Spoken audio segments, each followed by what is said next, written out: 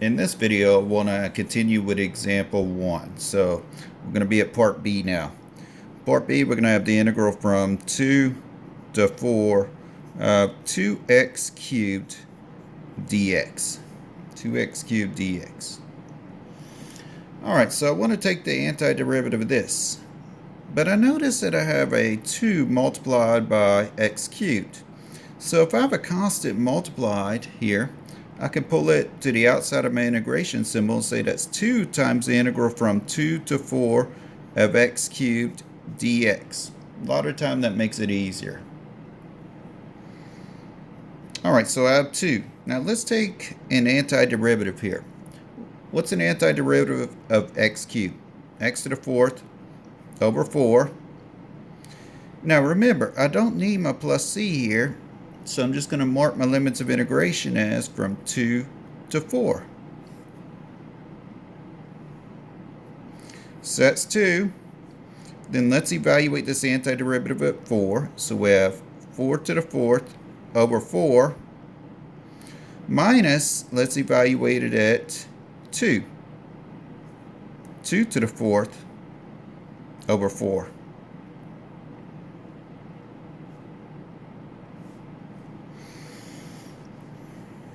Well, let's keep going. So we have 2 on the outside.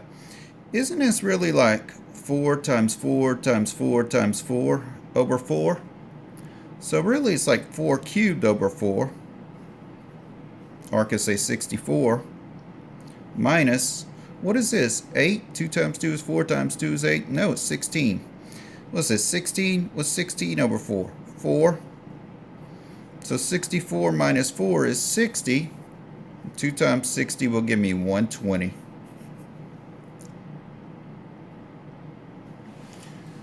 Let's look at C. Part C.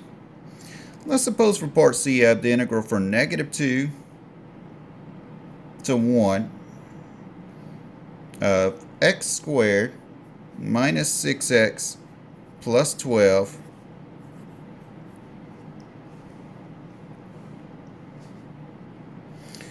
Alright, let me draw a bar here. I'm going to need some line. I need some space here. Alright, let's see. This is what? We're trying to integrate parts that are being subtracted and added. So sums and differences. So I could break it into the integral of this minus the integral of this plus the integral of that.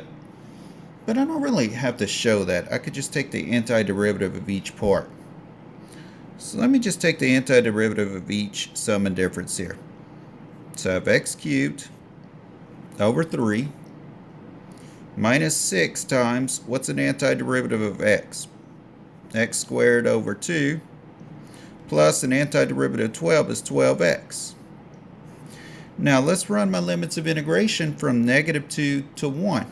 So I'm going to put negative 2 to 1. So now what I'm told is evaluate this antiderivative at 1 and subtract from it an antiderivative evaluated at negative 2. Well, I'm going to call this 1/3 x cubed. I'm going to clean this up before I do that though.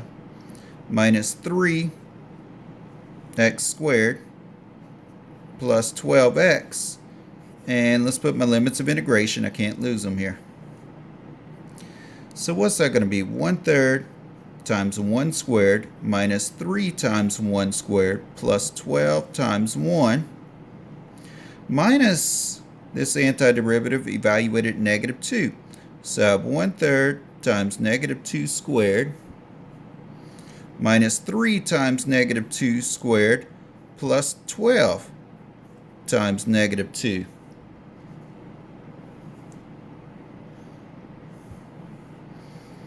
Alright, 1 squared is 1, 1/3 times 1 is 1/3. 1 squared is 1, 1 times negative 3 is minus 3. 12 times 1 is 12. Minus, how about negative 2 squared? That's positive 4. Positive 4 times 1/3 is 4/3. Negative 2, that should be cubed here. That should be cubed right there. So that's going to change this. What's negative 2 cubed? Negative 8. Negative 8 times 1/3 is negative 8/3. So change that to negative 8/3. Negative 2 squared is going to be 4. 4 times negative 3 is negative 12. And 12 times negative 2 is negative 24. Alright, technically, I mean, at this part, you could just plug all this in a calculator. I really don't care. Just give me an exact answer. But show me all this work, okay? Up to here. Then once you get here, you could just sub it in a calculator. I'll go ahead and run through it. So that's 1/3 plus 9. And could I say that's plus 8/3 if I distribute that negative? Negative 24 minus 12 will give me what? Negative 36. Negative 36 times this negative will give me plus 36. 1/3 plus 9, 8/3 is 9/3. Plus 36 plus 9 gives me what? 45. Then I have 45 plus 3, or what? 48.